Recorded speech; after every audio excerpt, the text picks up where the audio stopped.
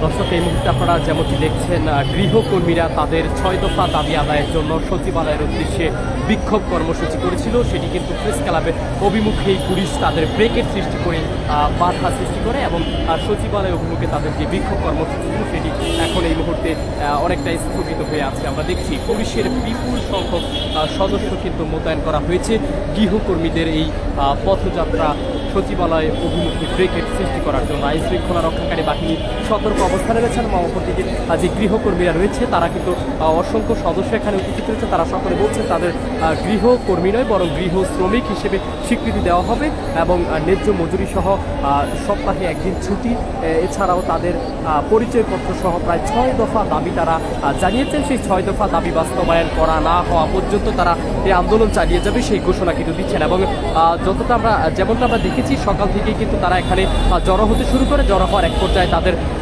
সংখ্যা বাড়তে শুরু করে গৃহকর্মীদের। সেখান থেকে তারা বিশাল একটি র্যালি নিয়ে সচিবালয়ের উদ্দেশ্যে যাত্রা শুরু করে। সচিবালয়ের উদ্দেশ্যে যাত্রা শুরু করলে মূলত এটি প্রেস ক্লাবের মূল ফটকে আসলে সেখানে পুলিশ তাদের বাধা সৃষ্টি করে। আপনারা এই মুহূর্তে দেখছেন পুলিশের অসংখ্য সদস্য অসংখ্য পুলিশ সদস্য এখানে প্রায় শত শত পুলিশ কিন্তু মোতায়েন করা হয়েছে তাদের দমনের জন্য। এবং অপরদিকে তাদের সাথে প্রশাসনের আলোচনা চলছে, তারা আলোচনা করছেন। আলোচনার পরবর্তীতে তারা সিদ্ধান্ত নেবে না। এই মুহূর্তে পুলিশের আশ্বাসে তারা সড়ক ছেড়েছেন পুলিশের আশ্বাসে এবং পরবর্তী তাদের যে 6 দফা দাবি সেই দাবি হয়তো বাস্তবায়ন করা হবে এমনটাই কিন্তু তারা জানাচ্ছেন। এবং এখানে পুলিশের উত্তর কর্মকর্তারা রয়েছেন এবং গৃহকর্মীদের যে প্রতিনিধি দল রয়েছে তারা কিন্তু স্মারকলিপি প্রদান করেছেন এবং তাদের স্মারকলিপি প্রদানের এই মুহূর্তে শেষ হয়েছে। তাদের পক্ষ থেকে 2 জন প্রতিনিধি গিয়ে স্মারকলিপি জমা দিবেন শ্রম উপদেষ্টার কাছে।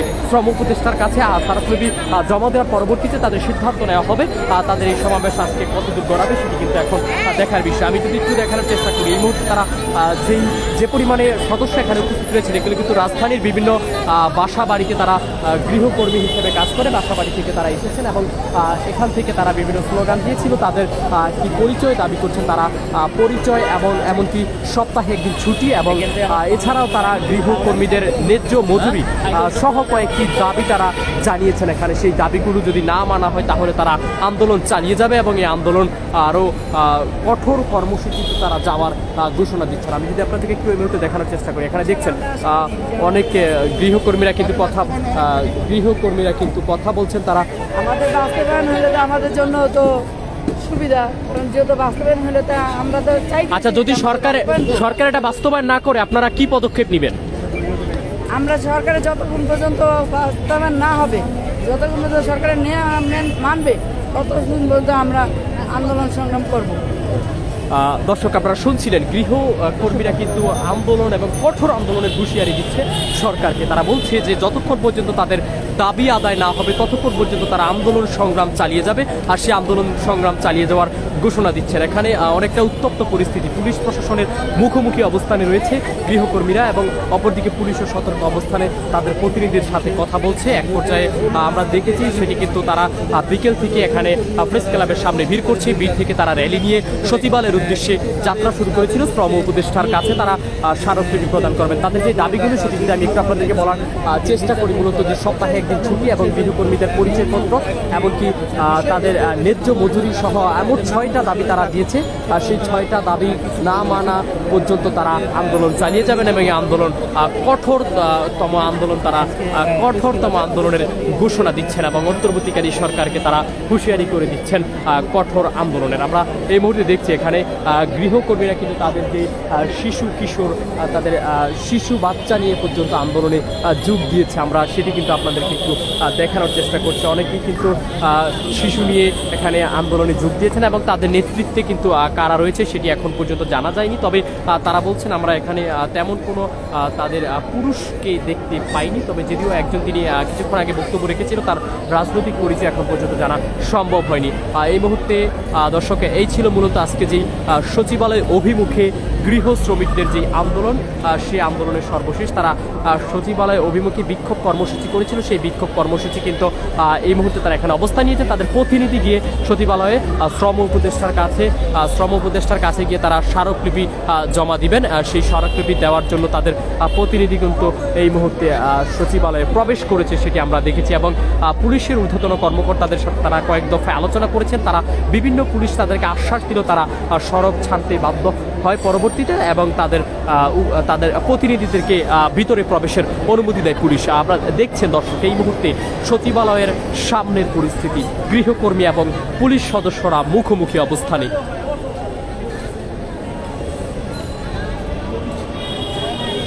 দেখছেন আপনারা এখানে গৃহকর্মীরা অপেক্ষা করছে তাদের প্রতিনিধি আসলে, তার সাথে তারা সেই প্রতিনিধির আশ্বাসে তারা এখান থেকে জায়গা ছাড়বেন, এমনটাই তারা ঘোষণা দিচ্ছেন। আমরা যদি একটু তাদের সাথে কথা বলার চেষ্টা করি, আপনাদের দাবিগুলো কি কি একটু বলবেন? আমরা গৃহকর্মী, আমরা দাবি চাই, বাসা বাড়ির কাজ করি, বুঝছেন। হ্যাঁ, আমার ছোট ছেলের বউ ডেলিভারি হচ্ছে, আমি ছুটি চাইছি, আমার ছুটি দেয় না। আমি 7 দিন কাটাইছি থেকে আমার 7 দিনের বেতন কাটতে রাখছি, 3000 টাকা বেতন। 7 দিনে যদি 700 টাকা কাটতে রাখে তাহলে আমি ঘরে নিলাম। এরপরে মনে করেন আরেকবারও আমি 4 দিন জ্বরে পড়ছি, 400 টাকা কাটতে রাখছি 4 দিনের, তাও কিছু করিনি। থাক মতন চাইলে আমাকে খাইতে হইব। এবার গত 10 তারিখে আমি ডেঙ্গু, 10 তারিখে কাজ করে যাই, আমি ঘরে ডেঙ্গু করে গেছি গা। এই যে মাসের আজকে 11 দিন, 11 তারিখ, আমার 3 তারিখ আমি বেতন আনতে গেছি। আমার কাছে কিসের বেতন না, কাজ করস। আমি তো গত 10 তারিখে কাজ করে যাই, 8 তারিখে আমার 15 তারিখ বেতন দেয়। আমার বেতনটা দেয় না, তা আমি কাইন্দা আমি 3 তারিখে আইসা বলছি পরে। হ্যাঁ, পরে এই আজকে 11 তারিখ, তখন আমি মনে করিনি যখন আমার পঙ্গুর মতো নেই আমি, এখন মনে করেন আমি কাজ ঠিক করবো, কোথায় যায় ঠিক করে দেবো। সহজ হাতে কাজ ছুটতে গেলে মনে করেন কাজ পাওয়া যায় না। আপনারা মূলত কি চান এখন, কি চান আপনারা? এখন আমরা আপনাদের থেকে একটা দাবি, আমাকে বাসা বাড়িতে ওর একটা শিক্ষা দেওয়া দরকার। মানুষের উপরে যিনি এরকমটা না করা। একটা ডেলিভারি রুগী হয়েছে আমার ছোট ছেলের বউ, আমার ছুটি দিতে চায় না, বুঝছেন। 7 দিন আমি নিজের ইচ্ছে করে কাটাইছি থেকে আমার 700 টাকা কাটতে রাখছি। আরেকদিন বিছনায় পড়ছি, 4 দিন জ্বরে পড়ছি, আমার 400 টাকা কাটতে রাখছে। আবারও 10 তারিখে আমি ডেঙ্গু পড়ছি, আমি 1 মাস কাজ করেছি। আমার এই 3 তারিখে যে টাকা চাইছে আমার করতে কিসের কাজ করে গেছে, তাকে আমি 1 মাস ফাঁক করে এলাম না। এটা আল্লাহ কি অগর ওষুধ দিব না, আমার একলা দিছে। আবার একটু কাম 19-20 হলে সুযোগ হইয়া খারাপ, একটা খারাপ লিখে এটা কর ওটা কর, নিজের আইনের দিয়ে 3টা কামের কথা কই আমার 5টা কাম করা, একটু বক্তব্য ধ্যান করে তাও তখন মতামত করে আছে। তাহলে আমাকে বেতনটা ঠিক মতন পাবো না কেন? তখন মর্জি আমরা সহ্য করতে পারি, আমাকে মর্জি তারা সহ্য করতে পারবি না কেন? আপনার বেতন কি কেউ মেরে খাইছে?